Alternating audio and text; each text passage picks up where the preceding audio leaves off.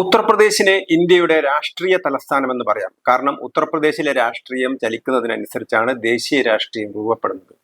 കഴിഞ്ഞ ലോക്സഭാ തെരഞ്ഞെടുപ്പിൽ ഉത്തർപ്രദേശിൽ ബി.ജെ.പിക്ക് പ്രതീക്ഷിച്ചത്ര ലോക്സഭാ സീറ്റുകൾ കൈവരിക്കാൻ കഴിഞ്ഞില്ല. അതുകൊണ്ട് തന്നെ ബി.ജെ.പിക്ക് ദേശീയ തലത്തിൽ ഒരു ഒറ്റ പാർട്ടിക്ക് സിംഗിൾ പാർട്ടി മെജോറിറ്റി അല്ലെങ്കിൽ ബി.ജെ.പിക്ക് ഒറ്റയ്ക്ക് ലോക്സഭാ തെരഞ്ഞെടുപ്പിൽ ഭൂരിപക്ഷം നേടാൻ കഴിഞ്ഞില്ല. ബി.ജെ.പിയുടെ അംഗസംഖ്യ 240 ഒതുങ്ങിയത് ഉത്തർപ്രദേശിൽ ബി.ജെ.പിക്ക് വേണ്ടത്ര വിജയിക്കാൻ കഴിയാത്തത് കൊണ്ടാണ്. അപ്പൊ അതുകൊണ്ട് തന്നെ ഉത്തർപ്രദേശാണ് നമുക്ക് എപ്പോഴും നോക്കിയാൽ ഇന്ത്യയുടെ രാഷ്ട്രീയ സ്ഥിതിഗതികൾ അതിന്റെ ഗതി നിർണ്ണയിക്കുന്നത് എന്ന് കാണാൻ കഴിയും. ഇപ്പോൾ ഉത്തർപ്രദേശിൽ 2022 നിയമസഭാ തെരഞ്ഞെടുപ്പ് നടന്നത്. ഇനി 2027 മാത്രമാണ് നിയമസഭാ തെരഞ്ഞെടുപ്പ് നടക്കുന്നത്. എന്നാൽ പോലും ഉത്തർപ്രദേശിൽ ബി.ജെ.പി തങ്ങളുടെ സ്വാധീനം വർദ്ധിപ്പിക്കാനുള്ള ശ്രമത്തിലാണ്.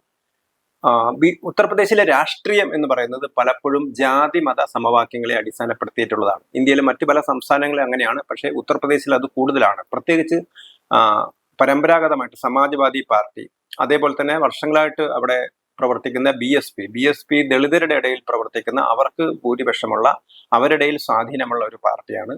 സമാജ്വാദി പാർട്ടിയാണെങ്കിൽ യാദവ OBC പിന്നോക്ക വിഭാഗങ്ങളുടെ ഇടയിൽ സ്വാധീനമുള്ള പാർട്ടിയാണ്. പക്ഷെ അവർ യാദവ അതോടൊപ്പം തന്നെ മുസ്ലിം ന്യൂനപക്ഷങ്ങളെ ഒരുമിച്ച് നിർത്തിയിട്ടുള്ളതാണ് സമാജ്വാദി പാർട്ടിയുടെ രാഷ്ട്രീയം. കൺഷിറാമിന്റെ നേതൃത്വത്തിൽ ഉയർന്നു വന്ന ബി.എസ്.പി പിന്നീട് ബ്രാഹ്മണരെ കൂടി ഉൾപ്പെടുത്തി വികസിപ്പിച്ച, അല്ലെങ്കിൽ ദളിതരല്ലാത്ത ആളുകളെ കൂടി ഉൾപ്പെടുത്തി വികസിപ്പിച്ചാണ് അവർ വലിയൊരു പാർട്ടിയായിട്ട് മാറിയത്. അവർ മായാവതി ഉത്തർപ്രദേശിലെ മുഖ്യമന്ത്രിയാവുന്ന സ്ഥിതി വരെ ഉണ്ടായി. അപ്പൊ ഇടക്കാലത്ത് ബി.ജെ.പി അവരെ സഹായിച്ചിരുന്നു. പക്ഷെ ബി.ജെ.പിയെ സംബന്ധിച്ചിടത്തോളം ഹിന്ദുക്കളാണ് ബി.ജെ.പിയുടെ പ്രധാനപ്പെട്ട ഒരു ശക്തി കേന്ദ്രം. അതിൽ തന്നെ പിന്നോക്ക വിഭാഗങ്ങളൊക്കെ വളരെ കാര്യമായ സ്വാധീനം ബി.ജെ.പിക്ക് ഉണ്ട് എന്നുള്ളത് വ്യക്തമാണ്. ഇവിടെ ഏറ്റവും അധികം ഒരു പ്രത്യേക രാഷ്ട്രീയ സമവാക്യം PDA, പിച്ചഡെ ദളിത് അല്പസംഖ്യക്, അതായത് പിന്നോക്ക വിഭാഗങ്ങൾ, ദളിതന്മാർ, ന്യൂനപക്ഷങ്ങളായ മുസ്ലിങ്ങൾ, ഈ ആളുകളുടെ സംഘടിപ്പിച്ചുകൊണ്ടുള്ളൊരു സഖ്യശക്തിയാണ് പലപ്പോഴും രാഷ്ട്രീയത്തിൽ ഗതി നിർണ്ണയിച്ചിരുന്നത്. ഈ ഒരു സഖ്യത്തെ ശക്തിപ്പെടുത്താനാണ്, അല്ലെങ്കിൽ ഈ സഖ്യത്തെ രൂപപ്പെടുത്തിയെടുക്കാനാണ് പലപ്പോഴും പാർട്ടികളൊക്കെ ശ്രമിച്ചിരുന്നത്. പ്രത്യേകിച്ച് സമാജ്വാദി പാർട്ടിയും അതുപോലെ തന്നെ ബി.എസ്.പി. പക്ഷെ ഇപ്പൊ ഏറ്റവും അധികം കാണാൻ കഴിയുന്നത് ബി.ജെ.പി പിന്നോക്ക വിഭാഗങ്ങൾക്കിടയിലേക്ക് കാര്യമായ തങ്ങളുടെ സ്വാധീനം വർദ്ധിപ്പിക്കുന്നതാണ്. ഇന്ന് ഉത്തർപ്രദേശിലെ പിന്നോക്ക വിഭാഗക്കാരിൽ ഏറ്റവും കൂടുതൽ, അത് SC ആണെങ്കിലും ST ആണെങ്കിലും മറ്റു പിന്നോക്ക സമുദായങ്ങളാണെങ്കിലും അതേപോലെ തന്നെ അതീവ പിന്നോക്ക സമുദായക്കാരാണെങ്കിലും അവരുടെ ഇടയിലേക്ക് ബി.ജെ.പി ആഴത്തിൽ വേരുറപ്പിച്ചു കഴിഞ്ഞു. ഇനി ഇലക്ഷൻ 2027 ഉള്ളൂ എങ്കിൽ പോലും ബി.ജെ.പി അതിശക്തമായിട്ടുള്ള ഒരു പിന്നോക്ക വിഭാഗങ്ങളുടെ ഇടയിലേക്ക് കാര്യമായ ശ്രമം നടത്തുന്ന കാഴ്ചയാണ് നമുക്ക് കാണാൻ കഴിയുന്നത്. ഇപ്പം ഈ അടുത്ത കാലത്ത് ഒരു റാലി മായാവതി നടത്തിയിരുന്നു. ആ റാലിയിൽ മായാവതി ബി.ജെ.പി അല്ല, അവർ ഉത്തർപ്രദേശ് മുഖ്യമന്ത്രി യോഗി ആദിത്യനാഥിന്റെ ഭരണത്തെ പ്രശംസിക്കുകയാണ് അവർ ചെയ്തത്. അവര് പറഞ്ഞത് പിന്നോക്കക്കാരുടെ ആയിട്ട് ബന്ധപ്പെട്ട മോണ്യുമെന്റ്സിലും അങ്ങനെയുള്ള കാര്യങ്ങളൊക്കെ തന്നെ വളരെ ഭംഗിയായിട്ട് നോക്കി നടത്തുന്നത് യോഗി ആദിത്യനാഥാണെന്ന് അവർ പ്രകീർത്തിക്കുകയും ചെയ്തു. അപ്പൊ ഇത് ബി.ജെ.പിയെ സംബന്ധിച്ചിടത്തോളം അവർക്ക് ഒരു ആവേശം നൽകിയിരിക്കുകയാണ്. പ്രത്യേകിച്ച് ബി.ജെ.പി നോൺ റിസർവേഷൻ മണ്ഡലങ്ങളിൽ, കാരണം പട്ടികജാതിക്കാർക്കോ പട്ടികവർഗക്കാർക്കോ ആയിട്ട് സംവരണം ചെയ്യാത്ത മണ്ഡലങ്ങളിൽ, ആ മണ്ഡലങ്ങളിലൊക്കെ തന്നെ പട്ടികജാതി പട്ടികവർഗക്കാരുടെയും അതുപോലെ തന്നെ പിന്നോക്കക്കാരുടെയും വോട്ട് വളരെ നിർണായകമാണ്. അപ്പം അങ്ങനെയുള്ള ആളുകളുടെ ഇടയിലൊക്കെ ഗ്രാമതലത്തിൽ യോഗങ്ങൾ വിളിച്ചു കൂട്ടുകയാണ് ബി.ജെ.പി ചെയ്തുകൊണ്ടിരിക്കുന്നത്. ചൗപ്പൽസ് എന്നാണ് പറയുന്നത്. അപ്പൊ ബി.ജെ.പിയുടെ ഈ പരിപാടിയെ തന്നെ ഇപ്പോൾ മായാവതി സ്വാഗതം ചെയ്തിരിക്കുകയാണ്. ഇത് മായാവതിയുടെ പാർട്ടിയിലും പ്രശ്നങ്ങൾ ഉണ്ടാക്കിയിട്ടുണ്ട്. അതുപോലെ തന്നെ എതിരാളികൾ പറയുന്നു, സമാജ്വാദി പാർട്ടി ആണെങ്കിൽ പറയുന്നത് ഒരു ബി.എസ്.പി ബി.ജെ.പി രഹസ്യധാരണ എന്നാണ് ഇതിനെക്കുറിച്ച് പറയുന്നത്. ബി.എസ്.പി ആണെങ്കിൽ 1993 ശേഷം അവർ തകർന്ന് വരുന്നതാണ് കാണാൻ കഴിയുന്നത്. അവരുടെ ഏറ്റവും മോശമായ പെർഫോമൻസ് ആണ് കഴിഞ്ഞ തെരഞ്ഞെടുപ്പുകളിലൊക്കെ കണ്ടത്.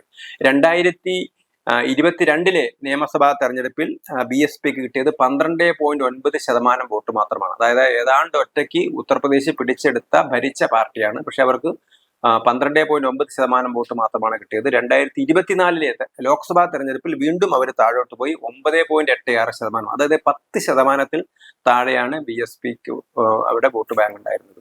അപ്പൊ ഇതിനൊരു പ്രധാനപ്പെട്ട കാരണം നോൺ ജാദവ് ദളിത് വോട്ടുകളൊക്കെ തന്നെ അത് എസ്.പിയും, അതായത് ബി.എസ്.പിക്ക് കിട്ടിക്കൊണ്ടിരുന്ന ഈ വോട്ടുകളൊക്കെ തന്നെ എസ്.പിയും ബി.ജെ.പിയും അടിച്ചു മാറ്റി എന്നുള്ളതാണ് ഒരു കാര്യം. അപ്പം അവരെ സംബന്ധിച്ചിടത്തോളം മുഖ്യധാര രാഷ്ട്രീയത്തിലേക്ക് തിരിച്ചു വരാൻ അല്ലെങ്കിൽ ഉത്തർപ്രദേശിലെ പ്രധാന ശക്തിയാവാനുള്ള ഒരു ശ്രമമാണ് അവർ നടത്തുന്നത്.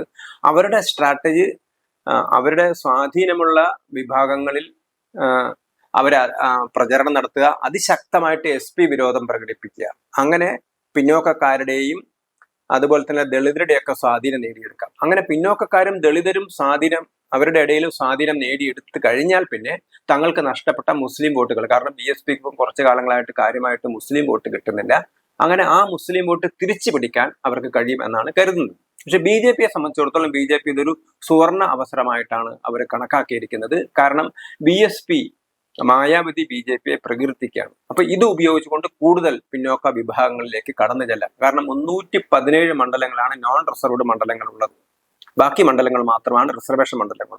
അപ്പൊ ഈ നോൺ റിസർവ്ഡ് മണ്ഡലങ്ങളിലൊക്കെ തന്നെ ദളിതരുടെയും അതുപോലെ തന്നെ മറ്റ് പിന്നോക്ക വിഭാഗങ്ങളുടെയും ഇടയിലേക്ക് കാര്യമായി കയറി ചെല്ലണം. കാരണം അവർക്ക് പറയാൻ നിരവധി ഭരണപരിഷ്കാര നടപടികളുണ്ട്. അപ്പൊ ഈ ഭരണപരിഷ്കാര നടപടികളിലൂടെ അവരുടെയൊക്കെ സാമൂഹ്യക്ഷേമ പരമായ കാര്യങ്ങൾക്ക് BJP നൽകിയ സംഭാവനകൾ അല്ലെങ്കിൽ ഗവൺമെന്റ് എടുത്തിരിക്കുന്ന നിലപാടുകൾ അത് ചൂണ്ടിക്കാണിച്ചുകൊണ്ട് തന്നെ പിന്നെ മായാവതിയുടെ പ്രകീർത്തനം കൂടി ആവുന്ന സമയത്ത് അതിശക്തമായിട്ട് മുന്നേറാം എന്നുള്ളതാണ് BJPയുടെ കാൽക്കുലേഷൻ. BJPയുടെ പട്ടികജാതി മോർച്ച സംസ്ഥാന പ്രസിഡന്റ് രാമചന്ദ്ര കനൂജിയ പറയുന്നത് ഏതാണ്ട് 317 നിയോജകമണ്ഡലങ്ങളിലെ ഗ്രാമങ്ങളിലൊക്കെ തന്നെ തങ്ങൾ എത്തിക്കഴിഞ്ഞു. ചൗപ്പൽസ് ഗ്രാമ യോഗങ്ങൾ തങ്ങളുടെ വില്ലേജ് യോഗങ്ങൾ തങ്ങൾ നടത്തിക്കൊണ്ടിരിക്കുകയാണെന്നാണ് പറയുന്നത്. അപ്പം അവര് മായാവതിയുടെ ഈ ഒരു അനുഗ്രഹാശിസ്സുകൾ അല്ലെങ്കിൽ മായാവതി പക്ഷെ പലരും പറയുന്നുണ്ട് മായാവതി BJP അല്ല പിന്തുണച്ചത്, മായാവതി യോഗി ആദിത്യനാഥിനെ മാത്രമാണ് പിന്തുണച്ചത് എന്ന് പറയുന്നുണ്ട്. എന്ത് തന്നെ ആയാലും മായാവതി BJPയെ പിന്തുണയ്ക്കുന്നു അല്ലെങ്കിൽ മായാവതിക്ക് BJPയുടെ സോഫ്റ്റ് കോർണർ ഉണ്ട് എന്നുള്ളൊരു ആരോപണം വന്നിട്ടുണ്ട്. അത് രഹസ്യ ധാരണയാണ് എന്ന് SP ആരോപിക്കുകയും ചെയ്യുന്നുണ്ട്. അങ്ങനെ ഒരു ഘട്ടത്തിലാണ് ഇപ്പോൾ BJPയുടെ ക്യാമ്പയിൻ നടക്കുന്നത്.